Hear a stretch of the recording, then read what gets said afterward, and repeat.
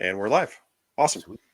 So, episode 33, which we literally already had jumped in and we're talking before I click live, so that's perfect. Phillip is back from Arids Only, and specifically had some folks request that I talk to you about Xenagama. And then, not 30 seconds ago, I was just commenting that on your social media you had Nephris and Tenosora and euromastic eggs and Xenagama, and then you were showing the sexes and color differences, and you just had a ton of stuff in March that seemed that was like right in a row, bam, bam, bam. And you specifically said that you were trying to show things that worked and things that didn't. And then I noticed that you had a clutch picture up, and you showed some of the ones were damaged and some were good, and you showed the differences and things like that. And then right before I clicked live, literally right before, you were talking about chuckwallas. So you just have like the coolest list of desert lizards that everybody wants. But yeah, man, take us into Xenagama. The picture, I mean, just the picture you sent me for the thumbnail was absolutely ridiculous. They're beautiful. Yeah, they're cool, right? Yeah, sure. Yeah, definitely. So Xenagama are a small herbivorous, omnivorous agamid from. They occur in Somalia and Ethiopia, and there used to be only two species. You'd have Xenagama taylori and then Xenagama batylifera or batylifera, however you want to pronounce. I don't know which is the proper pronunciation there, but they've also added one more, which is I think Wilmsii, if I'm not mistaken. And they're all kind of in the group of shield-tailed or turnip-tailed agamas. They have varying styles of tail. The ones, even though I've kept batylifera in the past, now at the moment I'm primarily just working with Xenagama taylori. They are slightly ever so much smaller than the batylifera. They get, maybe 3.5, 4 inches long body length, but pretty wide, stout, kind of bulldoggy. In my mind, they resemble kind of like the body structure of like almost like a mix between like a horned lizard and a collared lizard, just a compact, kind of squat, but not as wide and flat as the horned lizard, but not as sleek and predatory as the collared lizard. Just for sort of like an American allegory, and size wise too, they're kind of body structure and body size wise approximately the same size. And again, they're technically omnivores, but they certainly have a preference for insects. But they will eat greens and flowers, dandelions, things like that. They love that stuff. And they are. They kind of bear a resemblance to euromastics in some way. I believe historically there was a period of time where they were almost even sort of grouped in a similar clade of lizard, but maybe not anymore. I'm probably screwing up the terminology too there. My bad. There's definitely old school books where they're all lumped together. I've even seen butterfly agamas lumped in with euros in old books. So that people just kind of, I can't write enough about those, so they can be an extra chapter in the Euro book or whatever. Well, and they have the similar. The tails are kind of similar, right? In that it's this explosion of spikes at the tail base, and it's designed to sort of protect the entrance to a burrow and keep them safe. So it's kind of understandable that they might put them together to a certain extent. But they have some similarities. In fact, they will share habitat as well with Euromastics princeps in Somalia, and that's cool. Yeah, it is. It's really cool. So they have some similarities in terms of habitat, some with a few interesting differences that I'm sure we'll get into. They have a little bit of similarities in personality in that they are a prey species, so they can be just a little bit timid, but they can learn very quickly to trust a keeper. But they also bear a similarity in the way that they were imported and the way they've been treated by the U.S. herpetoculture trade in general. And what I mean by that is, 20, 30 years ago, they were imported by the thousands, tens of thousands. People didn't set them up right, didn't dedicate much to them. So almost none of them survived from any of these major importations. And no one really dedicated a lot of time to them here in the States anyway. And thus, we kind of got the same sort of sporadic and or lack of availability, no consistent availability, similar to euromastics. Right. And they've also always interested me kind of as a sideline. So the animals that I'm keeping and breeding now, I got right around 3.5-ish years ago, maybe 4 years ago. And Okay. but I had kept them before when I was in college. I had a little trio, but at the time I never bred them. I didn't. I kept them for maybe a year and a half, and then I ended up changing directions because I was in college, and I probably shouldn't have had reptiles anyway at the time. But yeah, so they've and I did the same thing with euromastics too, where I was working with them for a long time before I ever bred them, and I worked with Right. them in college and things like that. So they just have there's a really similar track record between me and Xenagama in the same way that it's between me and euromastics. And Okay. so I really like these little lizards. I think they're super badass. And I honestly, I have so many things to say about them. I don't even know where to go from there. So I might just wait and see what you know. So with a couple of things, Mm-hmm. I totally agree that they were treated the way that Euros were treated for a long time. Yeah. And it's really weird. So Phil, in the herpetoculture network vein, is a big venomous guy, very into African species, Mm-hmm.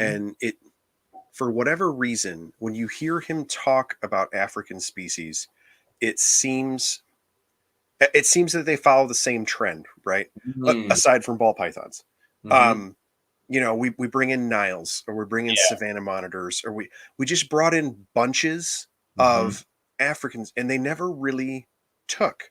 Yeah. They were always brought in cheaply, Mm-hmm. which it also happens with Asian species and Yep. has happened with South American species. So it's not necessarily that the numbers that are weird. We were able to, at one time, we were Mm-hmm. able to import lots of all sorts of species, Mm-hmm. and it's just weird that it seems like African species are the ones that never really took off. And Yeah. in the vein of Euromastics, like when I first talked to you, Mm-hmm. and and to see the different species and things, that's crazy to me, Oh yeah. because it's not like a Savannah monitor, right?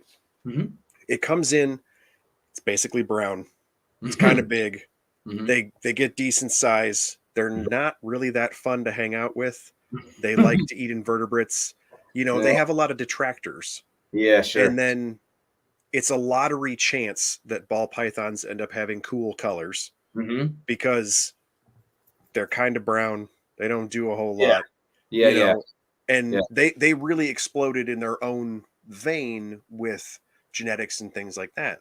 But then Mm-hmm. when you talk about agamids and you talk about euromastics and all these things, they're awesome.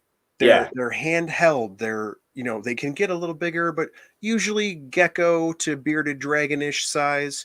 We don't have any of the issues with Australia importation like bearded dragons. They That's come right. in a million cool colors.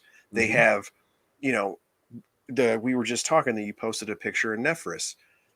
Weird little shield tail. It's kind of Yep. weird for a gecko. Yep. Weird little shield tail. It's kind Yep. of weird and different from a Euromastix. Like, you see these same trends, Mm-hmm. but then none of these African species really picked up.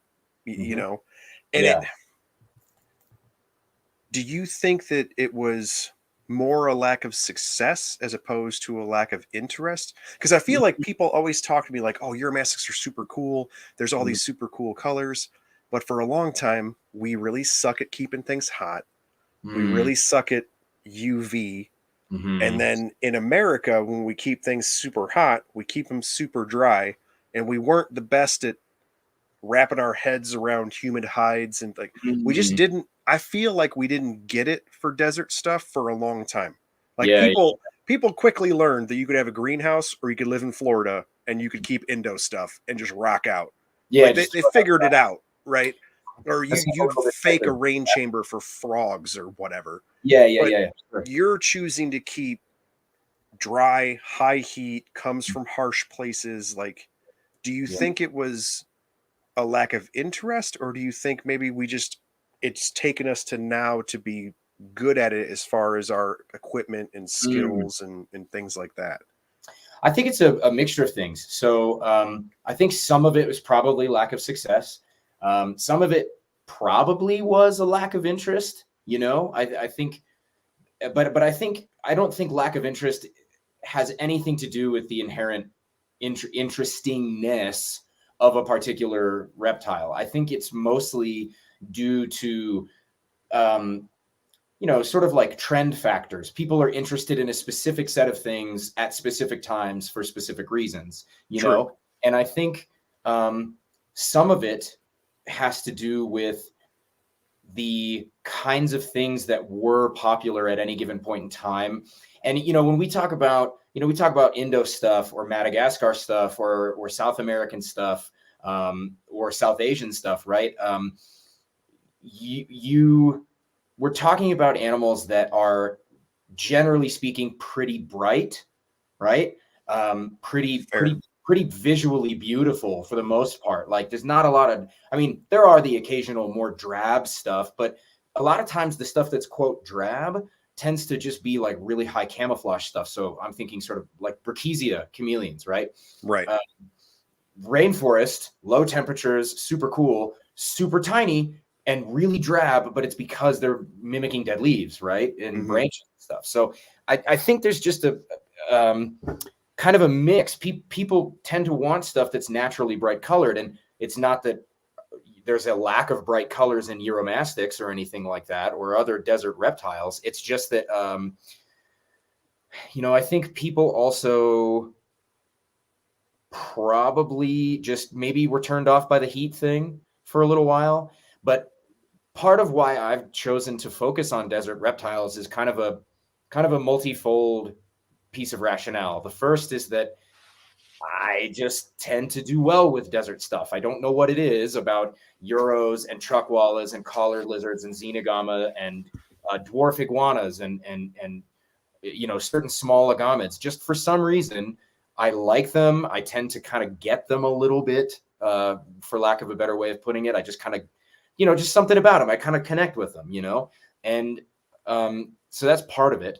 And then the other part of it just comes from what I think are good qualities in terms of reptile, just the kinds of things we kind of want out of our reptiles, like in my mind, the more rainforest-ish-esque you drift on the spectrum of reptile preferences, the generally speaking, the more expensive and the more high maintenance things are going to get, right? Sure. And it's certainly not true across the board, but I mean, it just, to me, it starts to resemble saltwater aquariums more and more. Yes. And even though that's really badass and I love it to death, and anybody who wants to do that stuff should do that stuff, everyone's going to love it, right? It's amazing. I almost feel like there's kind of like a barrier for entry with that kind of thing that doesn't necessarily exist with tougher, really hardy, really grumpy desert reptiles. I can see that. Now don't get me wrong. Sometimes that plays into things that we don't want, right? Like something that's, there's a lot of talk in herpetoculture now about how reptiles, because they thrive in, or excuse me, not thrive, but because they will survive in a relatively wide set of parameters for a while, people tend to think of them as easy, right? They don't give them the subtleties and the things that they're going to really need to thrive fully long term, but they will survive in subpar conditions. So yeah, that's going to feed into that sometimes. But in my mind, something like a desert reptile, like a xenogama, like a euromastics, like a chuckwalla, these things tend to I think that they tend to match up with people's with like your average person's schedules and needs a little bit better. If you have 5 pet panther chameleons, you cannot go anywhere. You can't. You unless you get somebody to come by and watch your stuff while you're gone, you can't. If you have 5, you can have 5 dozen euromastics with their all set up with their lights on timers and go away for a week and come back, and the euros won't even know you left. They don't care. Right. I mean, well, they'll know, but they just don't care. And it's not going to hurt them. They're not gonna get hurt. That you can leave good food in there for them. That I'll leave a whole head of lettuce in it, and they'll just pick it apart over a week. They are much in it almost in a similar way that you might say the difference between having a dog and having a cat. A lot of people like having cats because they do well in slightly smaller apartments.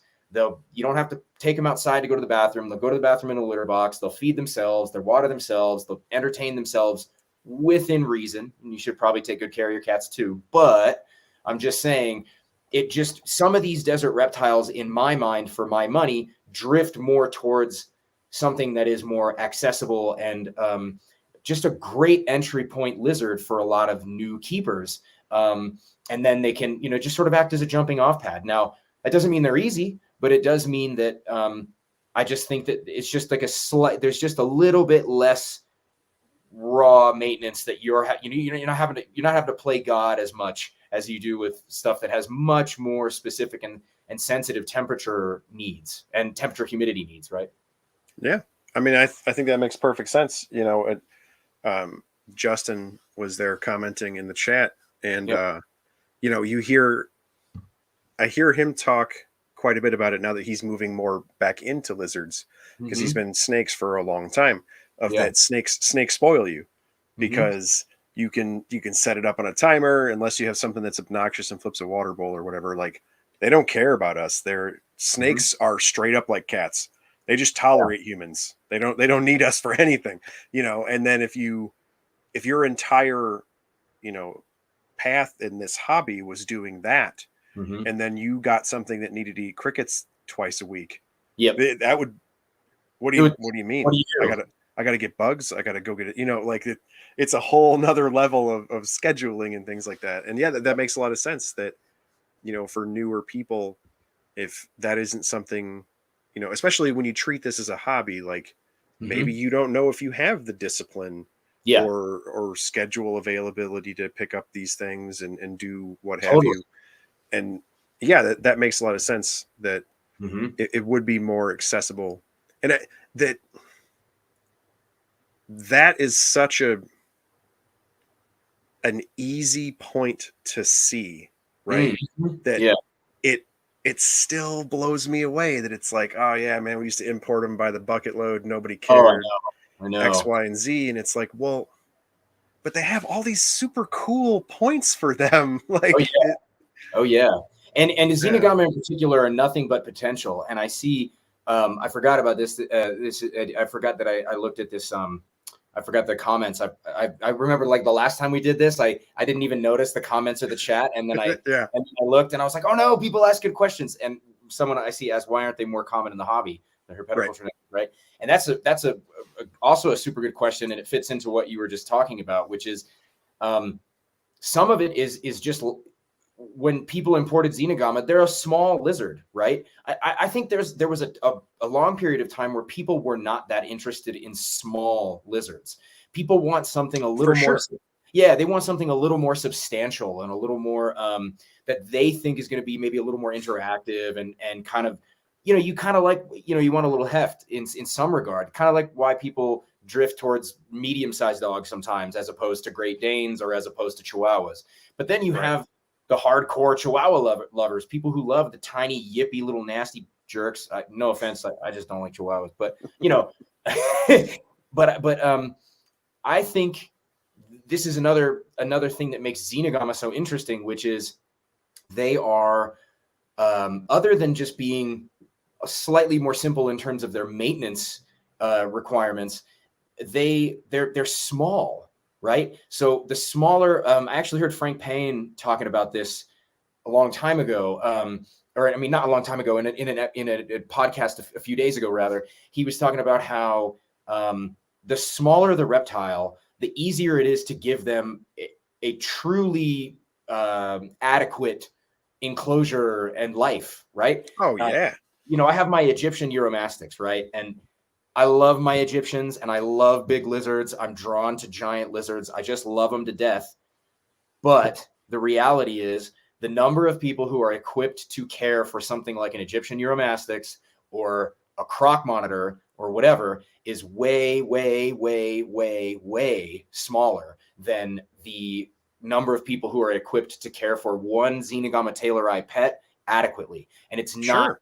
and they're so interesting, right? You can give like a 20-gallon aquarium is totally adequate for one. I mean, you should go bigger if you can, but if you absolutely have to, one adult Xenagama can live quite well in a 20-gallon aquarium. You know, I keep mine in 55-gallon Rubbermaid totes Oh, for the okay. adults. I keep them Cool. solo adults, so it's like a big. It's a pretty substantial cage for a single small lizard that's that long, right? Right.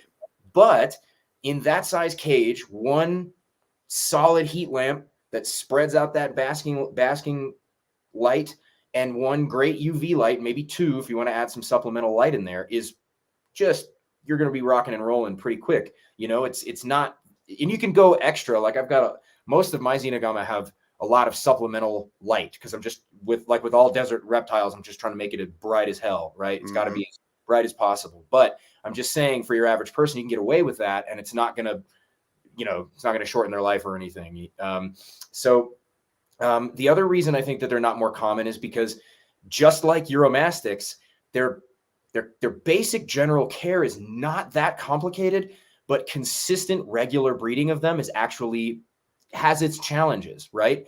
And I think that makes them quite intriguing.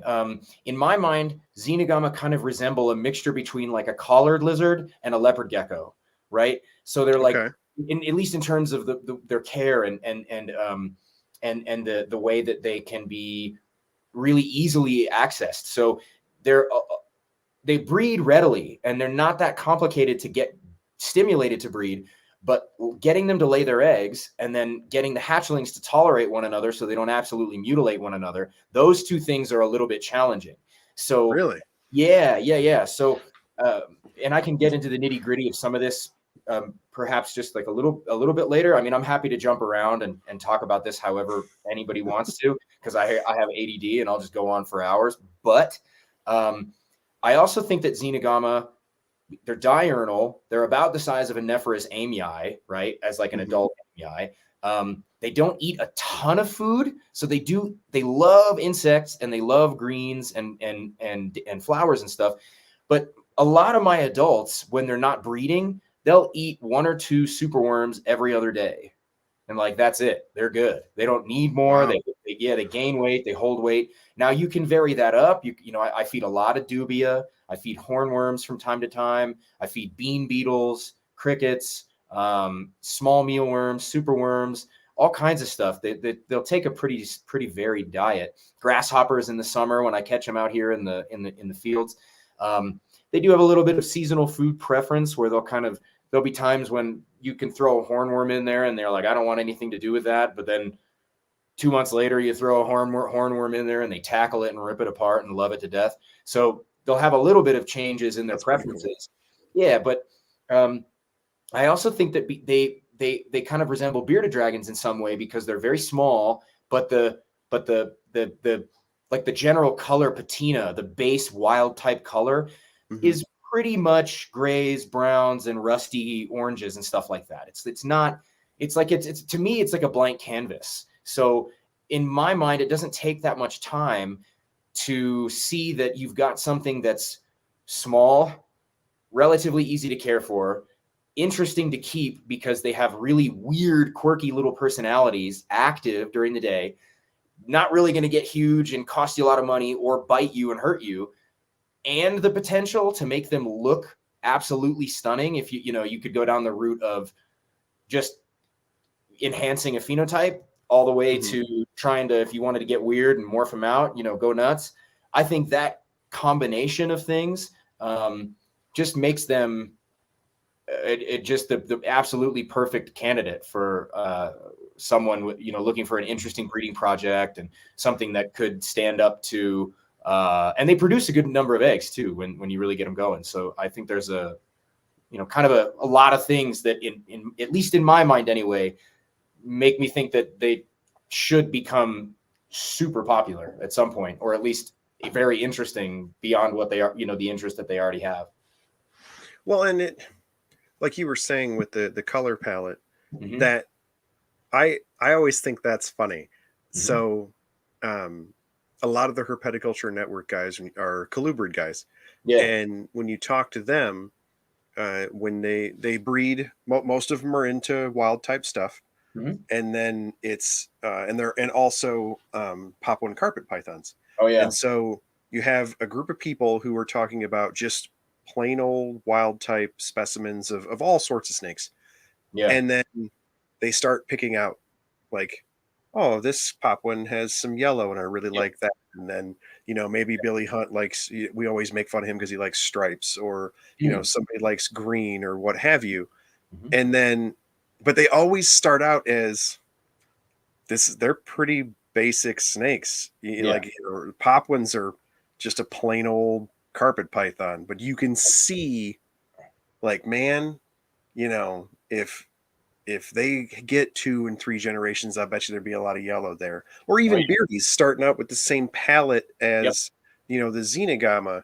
It's Mm-hmm. like some of the coolest bearded dragons are super red, Yep. super orange, and super yellow. Yep. And it's Totally. like, well, if you look at a plain old wild type dirt colored bearded dragon, Yeah.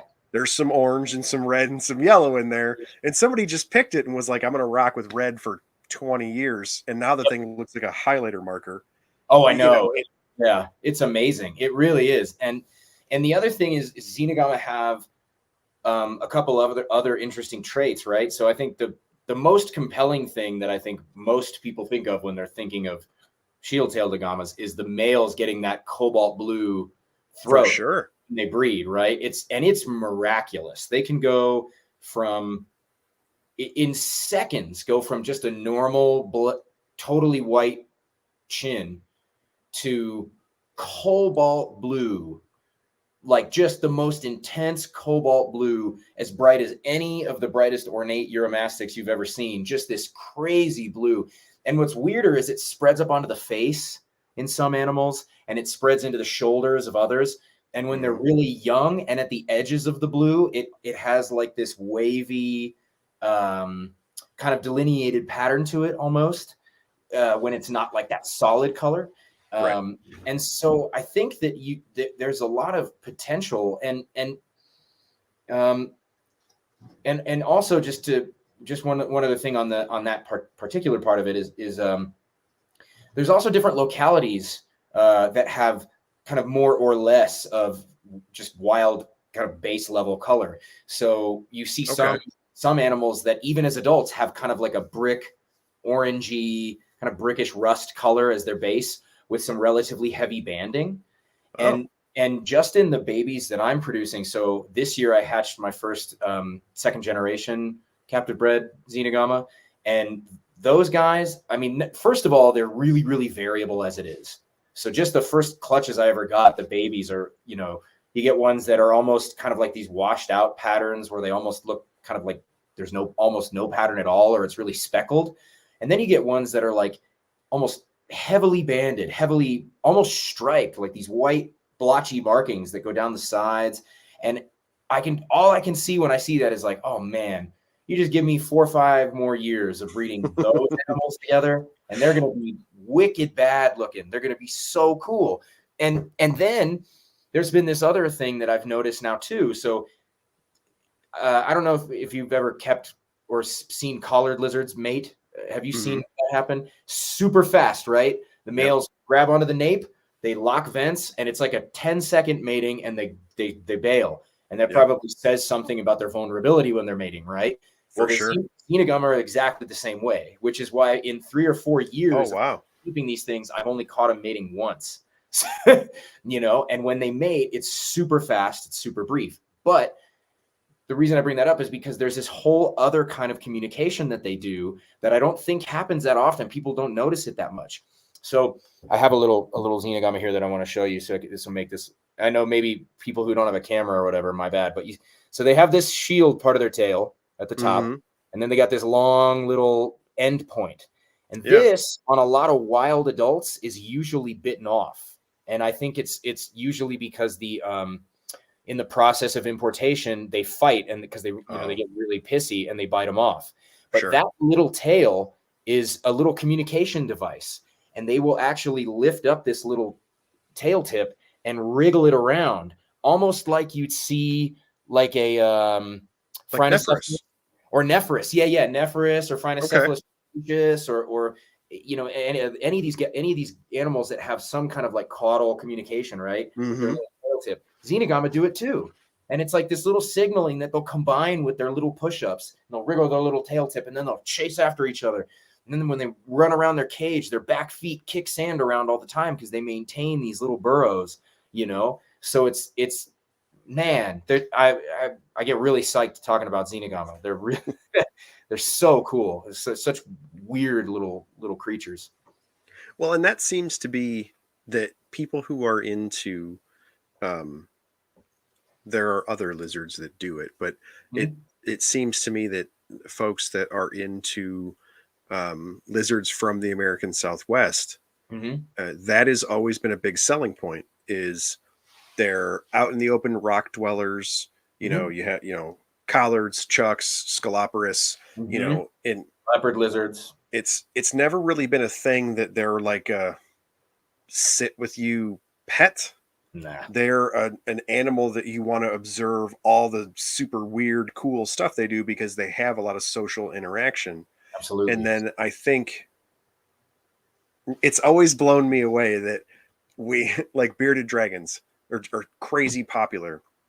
And they're very popular because they have a lot of, pet qualities for Yeah. children and newer people, and they're Yeah, the pretty little chill, so waves on that and so they forth. do, and yeah. But like I keep bearded dragons because I do the shows with kids, Mhm. but I keep bearded dragons in an 8 by 3 by, it's some ridiculous enclosure that I have. Nice. And they are total lunatics, and Oh they're yeah. like they do the push-ups, they Yep. communicate, they like mouth off to my green iguana who does it back with the dewlap because you can see him even though he's across the freaking building. Yeah. Like it's wonderful that they Mhm. have these great pet qualities, and I'm glad for that for kids Mhm. and new people and so on and so forth. But Mhm. you're missing all the cool part. Like Oh you're yeah. missing the full black beard, angry bearded dragon. Like I know you don't want that to bite your kid, Yeah. but like it's pretty wicked to see when Oh they're yeah. mouthing off to another bearded dragon, It's true. and then we have that. We have Oh yeah. collards, and we have Yeah. all these things, and then you find an African species, and it's like, dude, one of the coolest things that it does is the exact same thing one of our lizards Yeah. does. Like Yeah. it's Yep. it's like, yeah, that's it. I understand it's the size of a leopard gecko, but you can't really hold it like a leopard gecko. But Yeah. man, that's not the pitch point. The pitch point is it does all these cool things, and it's the behavior, and it Oh is yeah. a little bit more of the fish tank thing you were describing before, Mhm. minus the building a rainforest. Yep. You can still get the I want to hang out in my living room and watch nature, Mhm. you know, in Yeah. that desert package. Yeah. And that's absolutely right. The other nice thing about Xenagama that I think, maybe doesn't exist in, say, euromastics or maybe is harder to do in certain other reptiles is colonial housing. So at least in my, I've mentioned this before on lots of different places, but I think euromastics just need to be housed alone. Right. There's a lot of people who do it differently. That's great, whatever. But I think euros are best alone. And I think, and Taylor and these Xenagama, don't get me wrong, I've had my fair share of squabbles between cage mates, but they haven't been that common, right? The babies, they can be a damn nightmare. You put a bunch of babies together, and if you get usually the little males, the ones that turn out like to be little males, will Mhm. just chase other animals out of their territory like you wouldn't believe. So I make these little slices of tile. I know I'm kind of going off on a tangent, but I make these little slices of tile that have other little half-inch slices of tile like glued perpendicular onto the bottom. So when you set this piece of tile down, it creates all these little slots underneath the tile. And I use those to house the baby Xenagama. So each of them can go under this little slot and hide in there and do their own thing. And it's just like one Xenagama can fit in that little hide because Wow. they will terrorize one another. They will just throttle them when they're little. But then as adults, one male can live with a big colony of females. and it's pretty nice. You can set them up. You can choose to set them up kind of like burrowers, where there's like a big, you can put like a mix of like sand and potting soil or topsoil or sand and cocoa fiber or something. Or if you get like the what's that stuff? It's like a paver base where you put sand underneath it, and then you flatten it out and wet it down, and then you put the paver base on top of that, and you push it down and flatten it out really hard.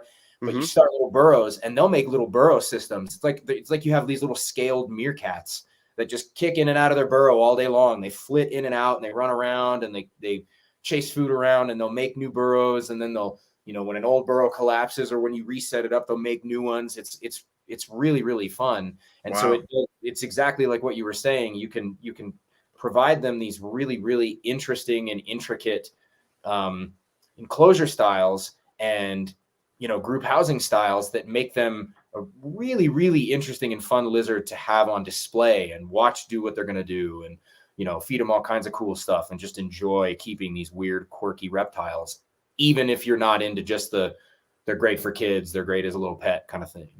Right. Yeah, that's super cool.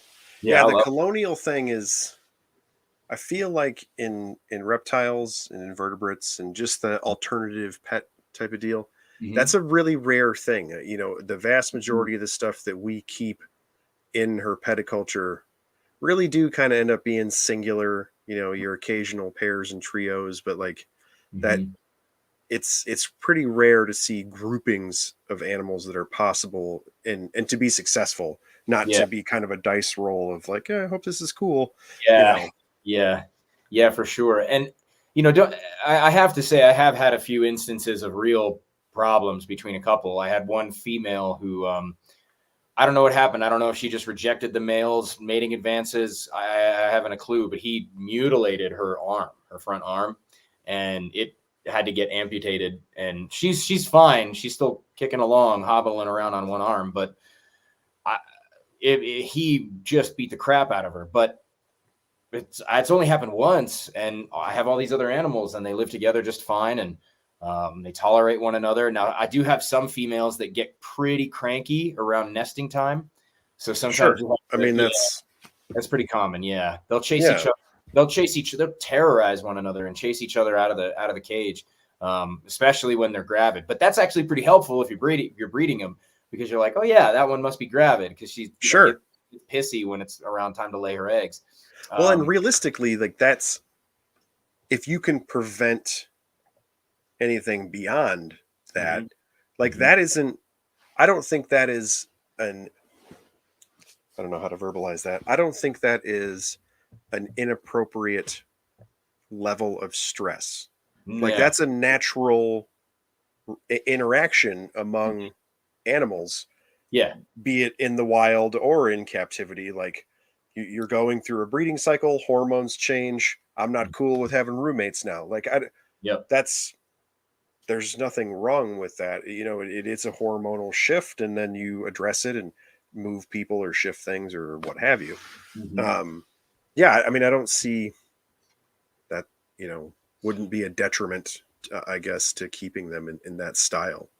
Yeah. No, I don't see it as huge a problem as I do with the Euros. With the Euromastics, it's like, it stresses me out when I have two animals together for any length of time. Like, oh my God, I can't do this anymore. But the Xenagama, they manage it pretty well. And now I'm getting to the point of, I've hatched, the first few times I tried to breed them, I had some mixed results. I started getting eggs way before I could ever get them to survive. I kept giving them. I lost, I think, three or four clutches before I finally got it right.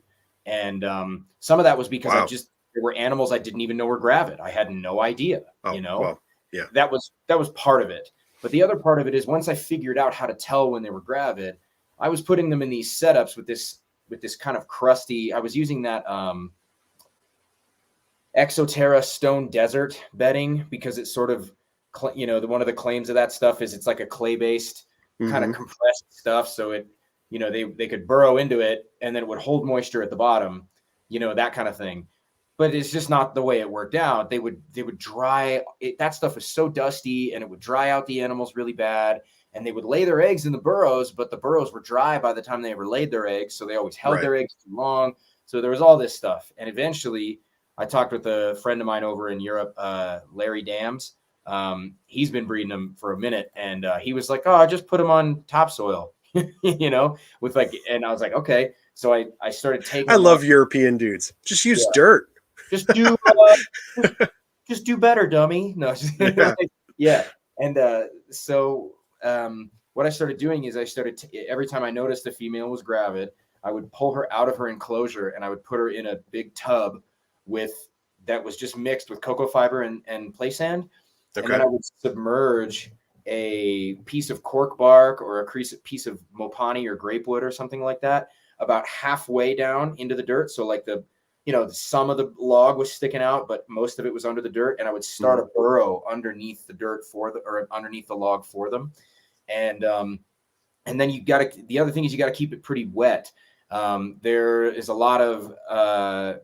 there's a couple of really interesting bits of anecdotal information about how a lot of people who keep Xenagama say that the females will start digging and get a lot more digging and nesting behavior when you mist them regularly. Right now, wow. I can't. Yeah. And it's because the idea is that they just lay when the rains come, so I can't corroborate that myself because mine don't follow that pattern. They definitely have. I have seen them where they're gravid and they're kind of not really, they're just they're digging burrows and stuff, but they're not going crazy. And then I take a dripper, like those little dripper machine, little containers with a little tube, and I'll drip water over that log. And I had one female who laid within 20 minutes of me putting that dripper on there. So that was one instance. Wow. So that was pretty cool. But most of the other ones, I keep the bedding moist enough to where they'll lay whenever they usually just lay when they need to. Sure. And then I also spoke with my friend Troy, Troy Baumgartner at the Denver Zoo. He has a group of them there, and he was telling me about a paper or study. What I really should have done was gotten the information from him so I could cite this correctly. But basically, the idea is that it's now pretty well understood that Xenagama can just retain their eggs until conditions are right. And wow. And then you can just lay them in when they need to. And I actually have more evidence of that being the case now too, because another local friend of mine who has a group of them who's gotten a number of successful clutches as well. He had a female recently who he knew was gravid. She was big and lumpy, clearly gravid, and held on to her eggs for like 3 months and just didn't lay, didn't do anything. And then out of nowhere, he came home one day and the eggs were laid and they were great. All good. So it's really, really interesting. And then once they start laying, they're a lot like bearded dragons in that they can multi-clutch. So I think that the natural clutch range is probably somewhere in the 2 to 3 clutches a season at most. But because we have artificial conditions and they get a lot of food and they get a lot of whatever they want, they will lay more sometimes. I have one of my females, she laid 3 clutches this year. By the second clutch, I stopped putting her in with the male. And even still, she laid her 3rd clutch, 100% fertility. And then I even tried reducing her food after the 3rd clutch to try to prevent her from laying a 4th one. And she still got a 4th one together. And she still laid a clutch of 4th clutch of eggs, and they were all also good. So that was really surprising. Yeah. But she's a tank. She had no problems with it. They'll lay anywhere from I've seen as few as 6 to as many as 10. I've definitely heard of a few people who say that they can lay more than that. I think I've heard of anywhere from I think 12 was the upper limit that I ever heard of. But most of mine, if I get 8 or 9 eggs, I'm like, Jesus, that's a crazy. I mean, because they're so small. I was going to say that's quite a bit for a little lizard. When you start thinking about gecko-sized things, you're happy with 4. Yeah, that's Yes, and the eggs are the size of a caper or whatever. Oh wow. Yeah, the eggs are tiny. They're super small. They're just like these little dealies, and they swell up a lot. During the incubation process, they really do. But regardless, even if the eggs are that small, when you get a little tiny lizard that's got a belly that big around and you're fitting 9, 10 eggs in there, it's like, holy moly. Right.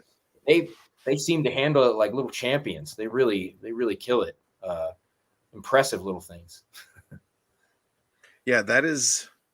I mean, when you think about it, harsh desert type of thing, like it makes sense that animals would start to develop that ability, but that's still a really impressive thing to be able to retain those eggs and retaining the eggs is one thing, but retaining the eggs and then depositing them and having success after that, like that Yep. is a whole other level. Like, Oh yeah. that's a very impressive adaptation. And I Yeah. think it's funny that you brought up the dripper and things like that. And because the guys at the network, you'll hear them talk about it quite a bit, is people hear, Ethiopia and they hear things like euromastics and things like that.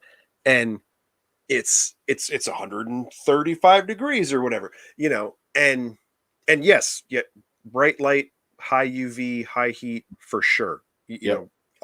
Definitely a necessity. But to realize that, yeah, they probably get away from that, or they don't, like you're not going to sit and just bake for 12 hours like that, and you talk about things that are digging burrows or dealing with rock crevices or seeing, how the actual functional processes of a desert environment and how, when you have night drops and you have moisture and you have condensation and where these things collect and how that all actually functions to realize how an animal like that would utilize its environment. It makes perfect sense the way that you described it, but I think that really throws a lot of people in that, when you set up a beautiful planted tank and I have my, my layers and I run a mister and all these different things that I do. And then, when I set up beardeds and euros, it's like 3 bricks and some sand and the biggest light that I can afford. And it's like, well, yes, but also no, like it, and it's really, we got 50% of it there. Yeah. And I mean, that's a wonderful example of, set it up. And even with it being a one-off, that to know that you had heard anecdotes of this and then you're, I'm gonna try that. And then to have it immediately work, like that's very, it's very satisfying to, yes, that was right.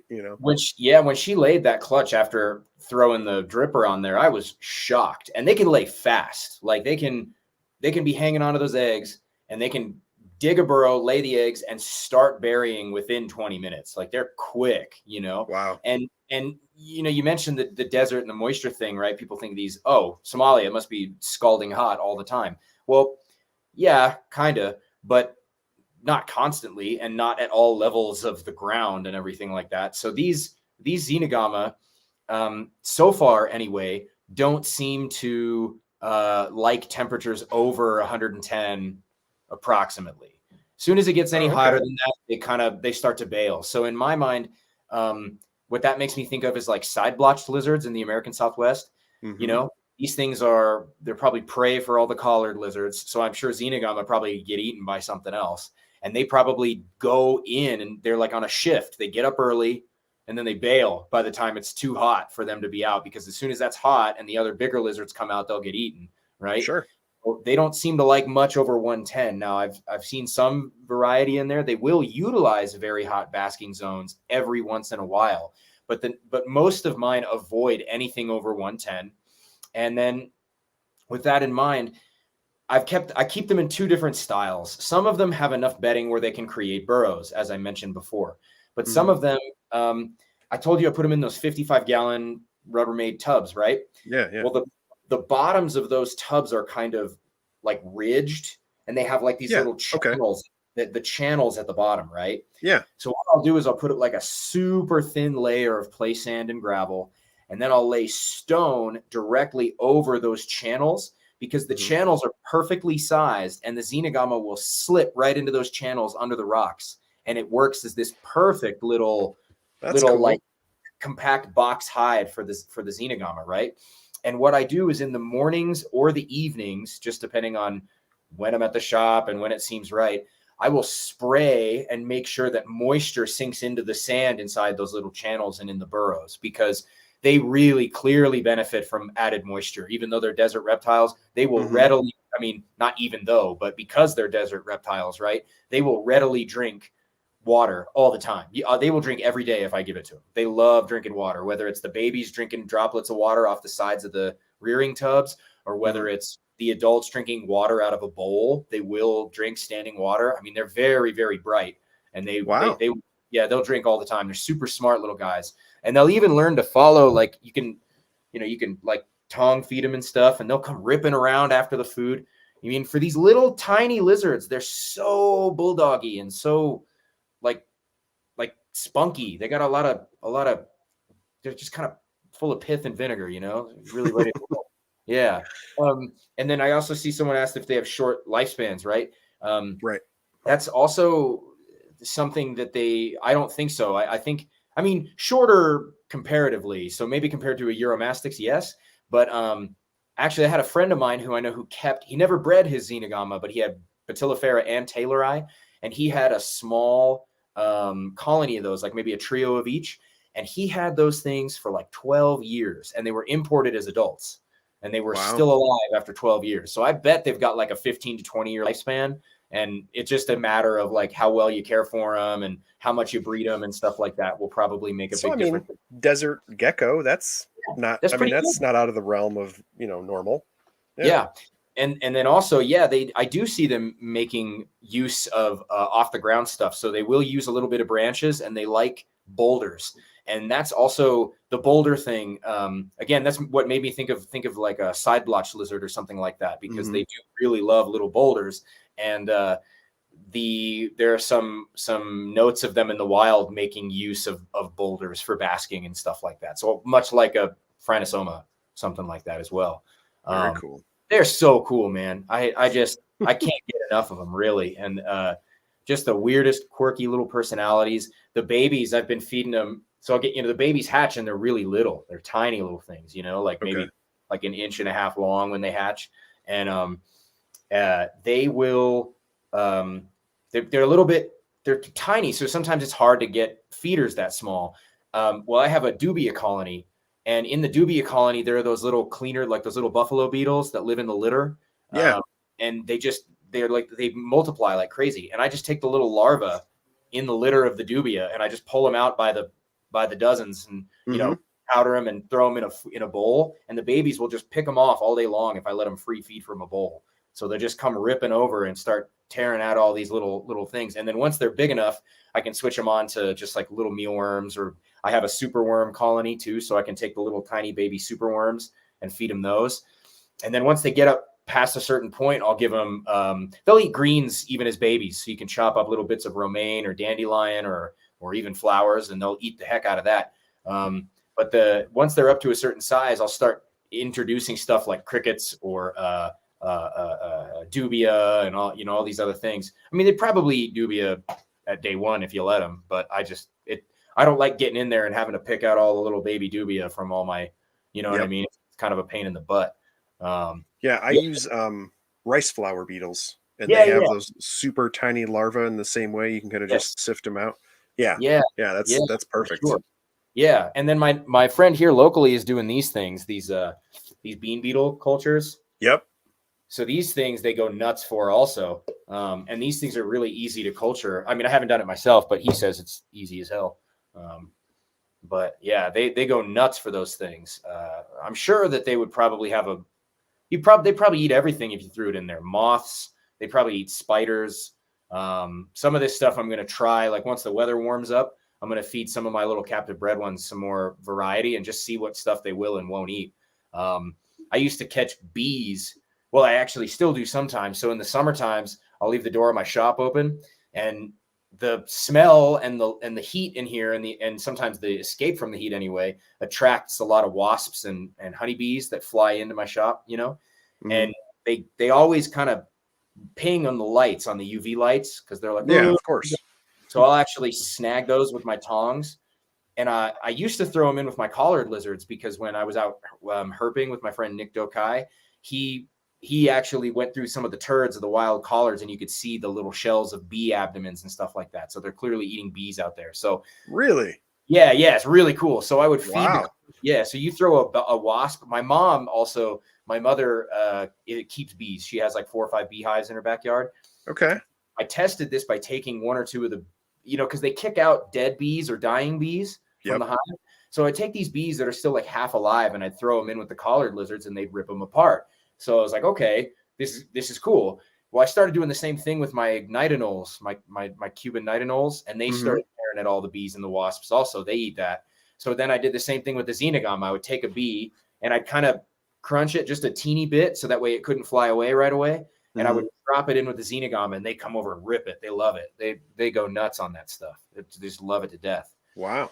Yeah, pretty Dude, cool. that's cool. Yeah, it's fun, That's man. awesome. Yeah, and I have another friend who says that his will eat the reptile juvenile iguana pellets. Oddly Oh, enough, okay. like weird. I mean, bright colored things. They obviously like little flowers. Like I can get dandelions or clover flowers, or I've given them like rose petals or hibiscus petals, and they'll eat those too. Okay. But this is the other thing that I really, really like about Xenagama is like we still don't know a damn thing about them. I mean, we got a little bit, right? But they're not anything anybody's really studying in depth, Sure. And so anything that you read online is, unless it's from the field, is mostly anecdotal. And even my stuff, I'm working on a care guide for Xenagama. I'm about like 75-80% finished with it. I'm trying my best to get it done in the next few weeks, but it's like, you know how it is. It's hard to balance different, your time and your projects and stuff like that. But it's something I really want to get out there because it's got a lot of my thoughts about things that I think people should do to care for them a little more easily, or things that make them really, really interesting. And it's got nice photos of my stuff. And, so it's just like this nice little document. And I'm working on getting that finished up so that way I can get it out there for people who buy a Xenagama from me. I mean, it just seems like the right thing to do. But it's just yet another example of an animal in herpetoculture that is wide open for the taking. I mean, and I don't mean that in like a give me money kind of way. I just mean it's a Wild West, dude. Like, look, the future, or not the future, but at least the next 50 years of herpetoculture really seems to be about like niche propagators. You know what I mean? Oh, Like, yeah. people who focus on really weird little narrow areas of stuff. So whether that's Frank Payne and the first for the minor, the carpet chameleons he's got, right? Mm-hmm. Whether it's my buddy Roy Wellspring Herpetoculture, who's working with those polygress, the monkey anoles, right? For sure.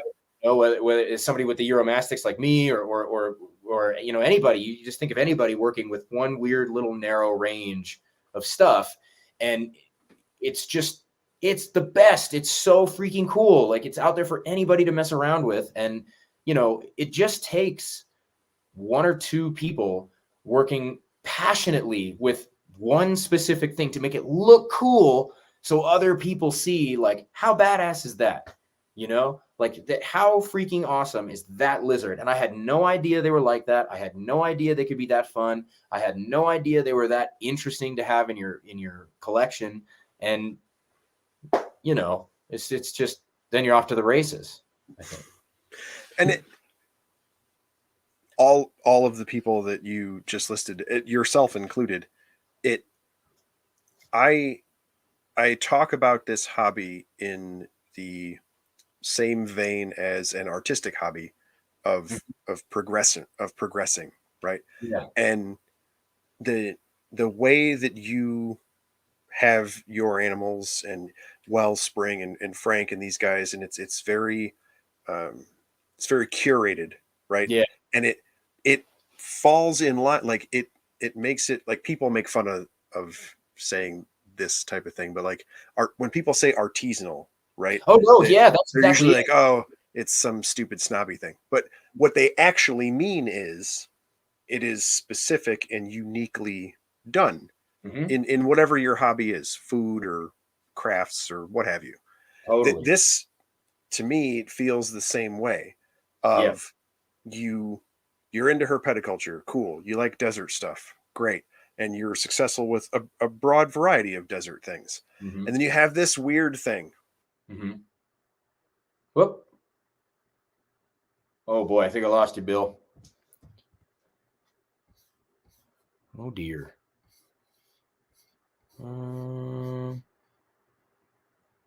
Hope it wasn't just me. Oh, apparently it's just me on here now. Well. Oh, there you go. I have no idea what that was. That was funny. Yeah. Yeah, sorry. You were talking about artisanal lizards. But that's what it makes me think of is, when you look at artisan stuff in that realm, crafts or what have you, and it's like, oh, I didn't know you could do that with knitting. I didn't know Yeah. you could make resin jewelry or whatever. Look at what this guy makes or what have you. Mm-hmm. You guys all end up being the same way of like, oh yeah, desert lizards are super cool and we got great lights now and so on and so forth. We can keep stuff. And it's like, oh, well, did you know about this one little thing that's colonial and has a tail that moves and all these, unique special things? Oh, I know a guy for that. And it. Yep. I agree that as herpetoculture goes forward, it really does seem to be that those are the folks that are going to push it and let it continue, and there's always going to be a whole bunch of colubrids and boas and ball pythons and stuff for brand new people because you kind of have to come in somewhere. But as far as keeping interest in advancing enclosures and lights and these things that we need, it's for all the special stuff that you are having success with. Yeah, right. And I also think that okay, so I've been thinking about a lot of stuff lately because I was gonna write up this like presentation for this show and that it kind of fell through. It didn't end up working out, but I feel like being in herpetoculture now is a lot like imagine being one of the first people to propagate koi or betas or like being one of the first equestrian farmers or like or something of that nature, like early on in that crazy industry. And but at the same time, imagine being the first person who farmed, one of the first people who farmed koi, but you had the internet. Like what you know what I'm saying? It's like, right. There's so much cool, and as herpetoculture grows and as more and more people, for better or for worse, of course, this is a very different topic, but as more and more people around the world like westernize, for lack of a better term, we're probably just going to see the herpetoculture industry absolutely explode. It's already like a multi-billion-dollar a year industry in the United States alone, right? So we're going to huge industry unfold in front of us. And like, we're at a time, it's like being in crypto, man. Like you can't, we don't have a governing body. We don't have a lobby. We don't have representation. We don't have any education.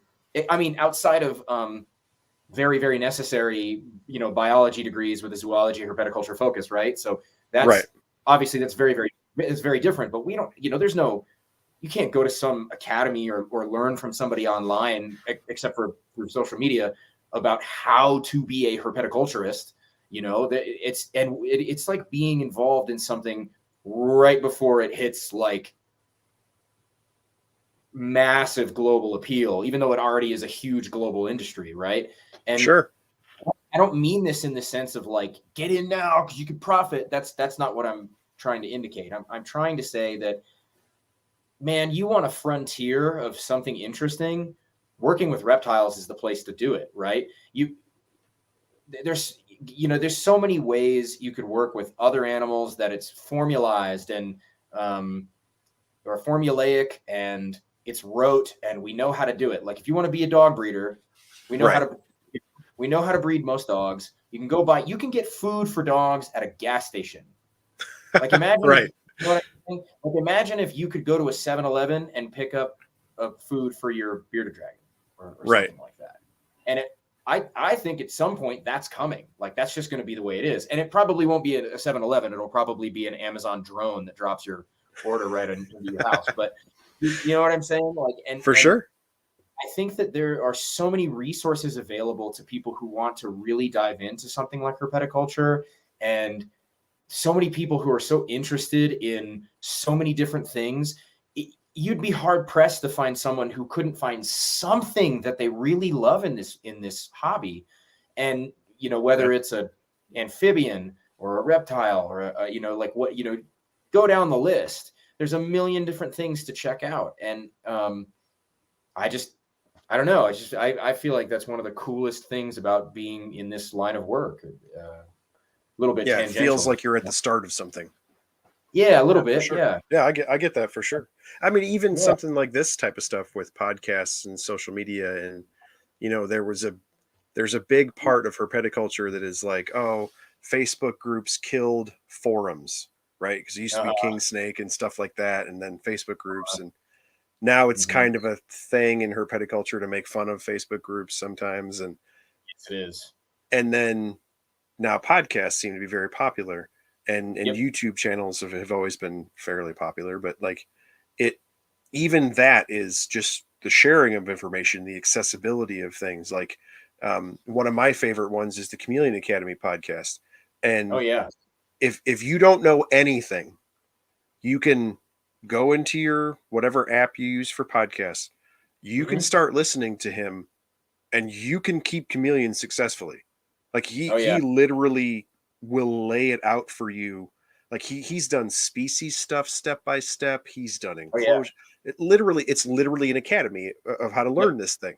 And it, like, old school, like I'm a nerd. I like books and stuff like that. And so, you know, you get people that are like, oh, you Facebook kids, and get a book and learn chameleons or whatever. Get off my lawn. Yeah. and fine, man. If you're down for reading a bunch of books and keeping geckos or what have you, do it. But it's amazing that on my commute to work, I could learn from nuts to bolts how to keep a panther chameleon or whatever. Totally. Like that's and to think that like you just said, well, this is the start. So if we're starting out with that kind of accessibility, you know, using Bill Strand's example for the Chameleon Academy, if we're starting out with that kind of accessibility, and you're a middle schooler right now who is a nerd like us, and you're like, man, when I'm an adult, I'm going to have a bunch of lizards. When that kid is an adult, after listening to 400 episodes of Bill Strand talk about chameleons, like they're probably going to have some really awesome, you know, like it's to think about how that progression could be is amazing.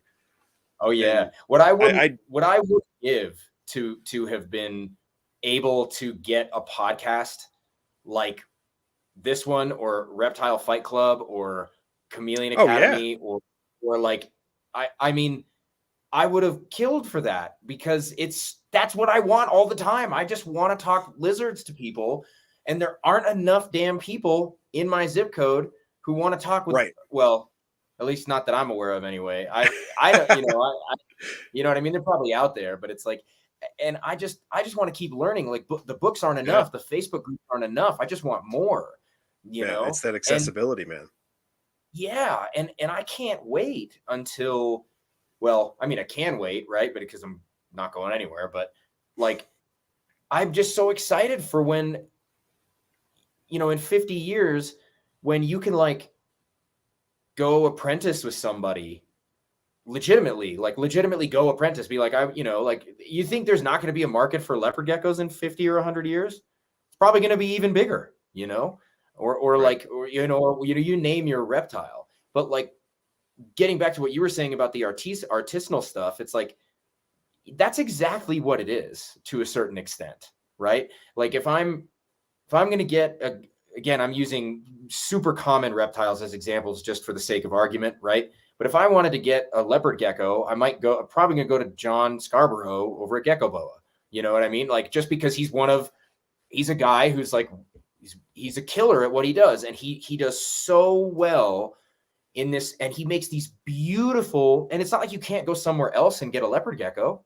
I can go down to Petco and get a leopard gecko, but I'm going to go find him because he's making the best ones, right? Right. Like if you can get people who buy cat coffee and chocolate covered roaches, like the market's not the question. It's not the question of will the market be there. It's like this Xenagama, this little guy, he's the market. Look at him.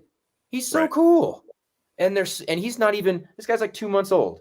Whoop, sorry, I'm having a hard time getting the camera thing. This guy's 2 months old and he's already this big. He's like, they're just the coolest little, look at that, like the chin pattern on that guy. Look at how cool that is.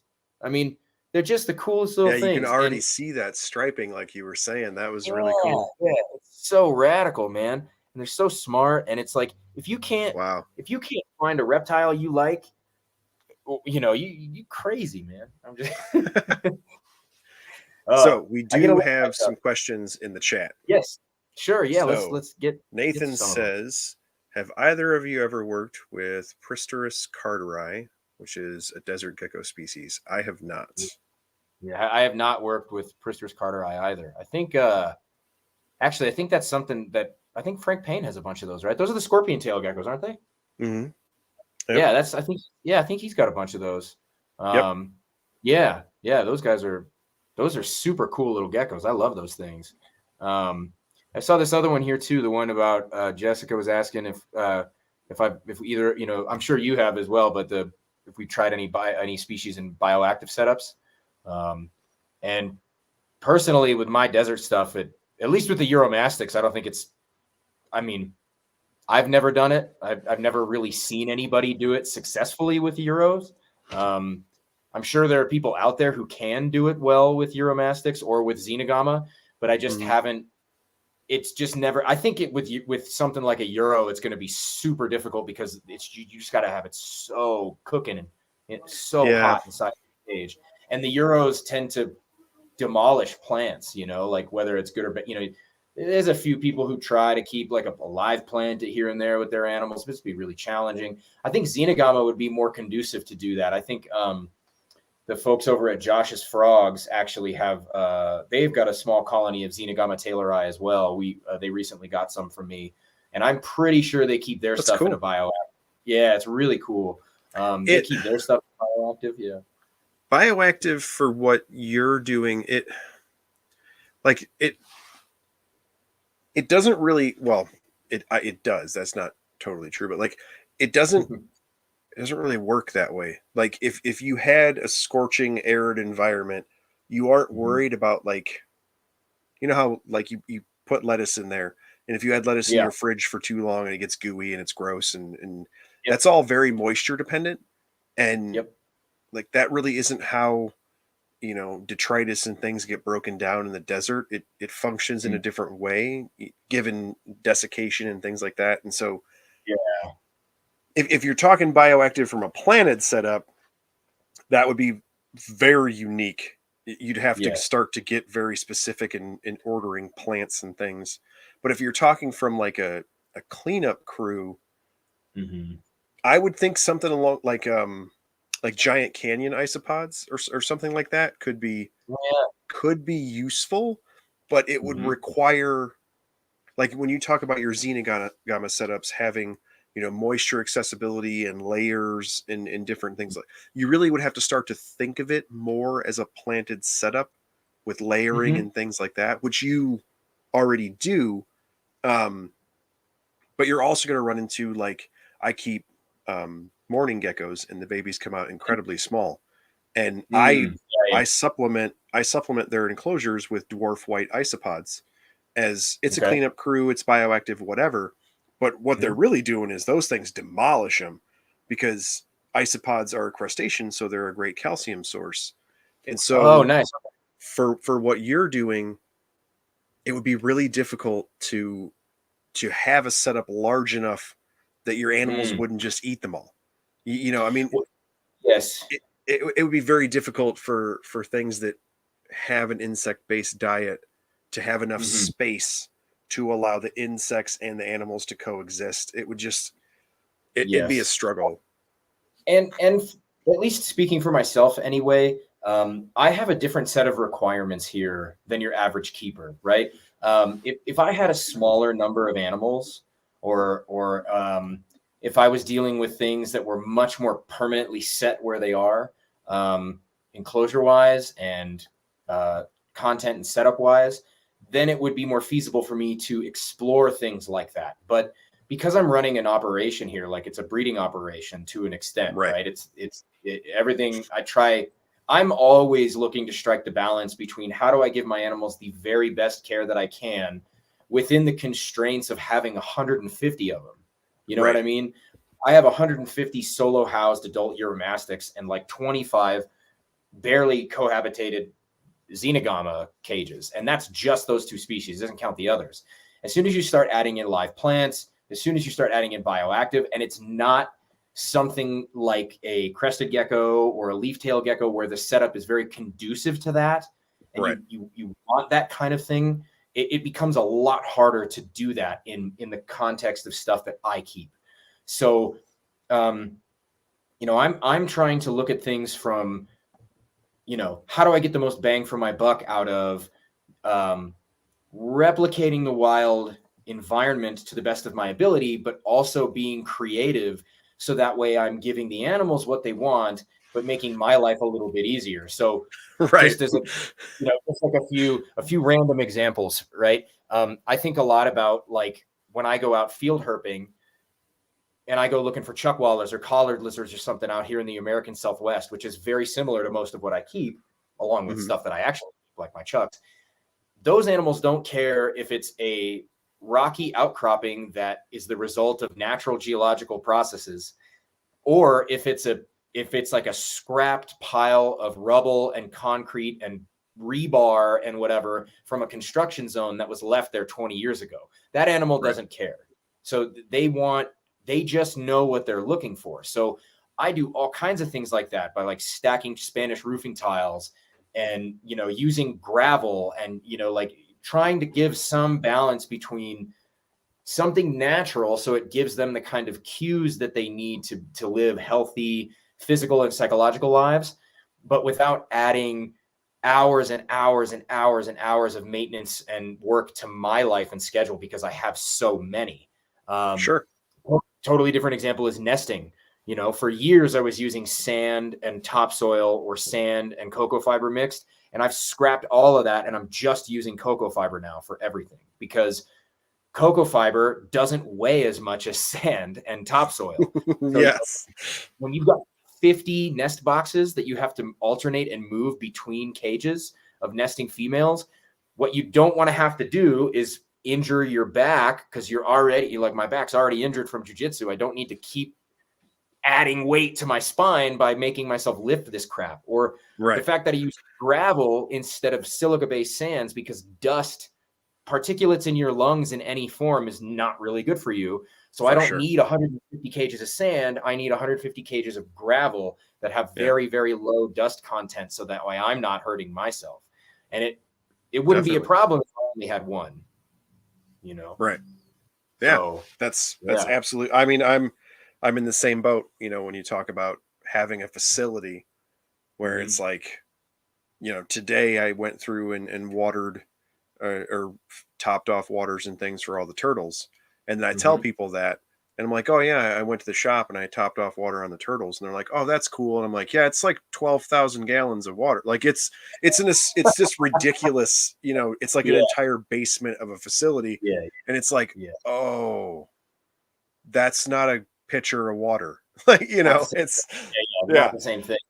For sure. And admittedly, like a lot of that's fun, like I like to kind of work with, what's going to give me really good results here. If I had some way of making it so I never had to clean up the turds in my euromastics cages, my God, you'd save me hours. You know what I mean? But it's just not in my case anyway, it's just not necessarily worth it. On the other hand, I have had a lot of random, like I get, mealworms or superworms that get loose in the Xenagama cages, and they'll find a spot under a rock and they'll pupate and they'll morph into a beetle. And then, you'll see them out in the mornings eating the leftover greens or the leftover turds or a dead cricket or something like that. and that's pretty cool. I'll usually leave them because the most of my lizards don't even eat those beetles. They're not interested in the mealworm beetles. They don't want to touch them. But it's Really? kind of cool. Yeah, sometimes they don't want them. Mine don't want them anyway. They don't like the smell. I mean, I'm Wow. sure others I'm sure would, but my animals are weird, man. Like there's a lot of stuff my animals won't eat that everybody says mine love those, or the fact that I keep so much stuff solo here, even though it's stuff that other people say they keep cohabbed and stuff. Mm-hmm. Sometimes I think there's just, whether it's something in the air or whether it's the way I set up my enclosures or whether it's just some circumstance, some byproduct of the way I do things here that isn't necessarily applicable to other people. So I don't know, sometimes food preferences or something. I think that's one of the things that I think. It can be just a random, Wow. I don't know. Maybe that's nonsense. I'm not sure. I don't have any data to back that up. So Ross actually asked a very specific Euro question. Has Oh a yeah, sure. I see 2-year-old this. orange flavofasciata. Bellies of the males and females the same color at 2 years. His Yep. appears to be a male with bulges, but the stomach is white like the adult females. Yep. Yeah. So this is a great question because this belly color thing is something that's really, really, really common in the euromastics community. People will really regularly cite, if you have a Saharan euromastics and the males have belly color and the females have cream colored bellies. That's just nonsense. I get it. It's like a general rule that a lot of sexually mature females have way less color on the belly than sexually mature males, but it doesn't apply to animals that aren't sexually mature. And then as soon as you start getting into larger or older females, which is really, really common in large import groups, you can't use those metrics anymore because old females will resemble males color-wise of any species. They just get more masculine in color appearance as they get older. So Really? and then yes, they do. Yeah. So of all of them, Ornata, Thomasi, Jayri, all of them, they just get more masculine in their color appearances because they all have ontogenic color development. But in euromastics, it's just relentless. That keeps going for the rest of their life. So males, that's why you see in Flavofasciata or Maliensis or even in Ornata, the older they get, the more overall black pigmentation color they have because it just continues to stack on top of each other. And then you have females, which have a little less color and a little less black coloring in general. But as they get more mature, they just accumulate more and more and more and more. So by the time you have a 25-year-old female, it probably resembles a 5-year-old male in some ways. But then you also have, you also have the added weirdness that that Ross in particular is referring to Flavofasciata. So Euromastics, Flavofasciata, Maliensis, Dispar, all of those, the Dispar complex Euromastics are, or Nigroventris is the other one, really, really difficult to sex, even in adult animals. They have a lot less sexual dimorphism between them, which is actually kind of a benefit in some ways because, for example, with ornate Euros, what everybody wants is a colorful male.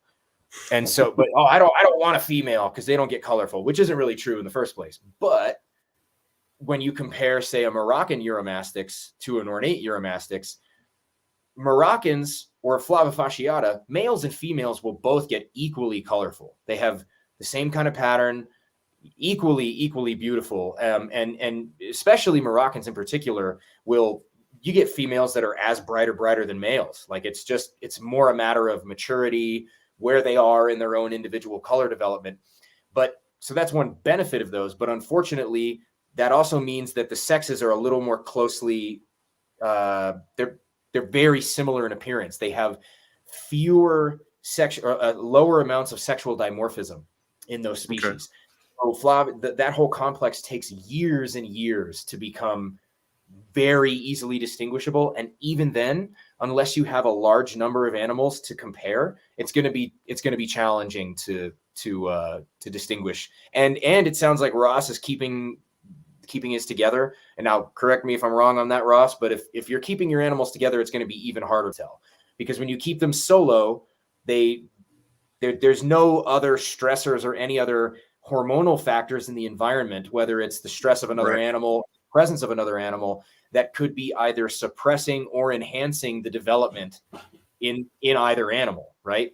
So if you're Sure. keeping them together, it's going to be more complicated. If you're keeping them solo, it's you know, like it's going to be a little bit easier to tell, but you still want many animals on hand. Sorry, I keep looking up because my dubia colony, the lights are all going out here, and my dubia colony's coming out and just crawling and making all this noise, and I always forget that they're up there. And then I also see we got another one here, right?